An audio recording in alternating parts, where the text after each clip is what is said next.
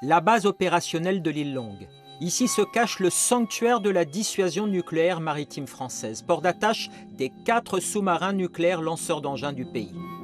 24 heures sur 24, le bataillon des fusiliers marins et ses hommes surentraînés ont une mission, empêcher une intrusion par tous les moyens en s'adaptant aux nouvelles menaces, comme en décembre dernier un drone de provenance inconnue mis hors d'état de nuire. On s'adapte en permanence à la menace, donc pas qu'avec la situation internationale, mais aussi avec l'évolution des techniques. Drones, cyber, donc on ne protège pas la base aujourd'hui en 2025 comme on le faisait à la naissance de la base en 1970. 50 travaux sur l'île Longue, qui est en fait une péninsule de 2 km de long dans la rade de Brest, un lieu choisi en 1965 par le général de Gaulle pour sa situation géographique plus facile à protéger. Aujourd'hui, 2500 militaires et civils y travaillent, 280 entreprises y sont implantées.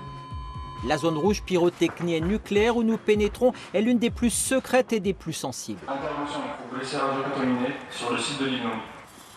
Ici s'effectue la maintenance des têtes nucléaires, alors il faut sans cesse s'entraîner au pire, l'accident. Les contrôles radiologiques sont permanents. Vous êtes en fait scanné de la tête aux pieds pendant 3 minutes pour vérifier que vous n'ayez pas de radioéléments en vous de manière anormale. Tout au bout de la péninsule, la zone portuaire. Le triomphant 14 000 tonnes est en cale sèche pour une phase d'entretien. À bord, 16 missiles d'une portée de 10 000 km, chacun armé de 6 têtes nucléaires. Dans le sous-marin, le commandant est le seul à décider dans quelle mer du globe le SNLE et sa capacité de frappe doivent se dissimuler, se diluer, disent les sous-mariniers. À terre, personne ne peut faire pression sur quelqu'un qui connaîtrait la position du sous-marin pour savoir où il est et l'empêcher justement d'être invulnérable, d'être totalement dilué et donc de faire peser cette menace.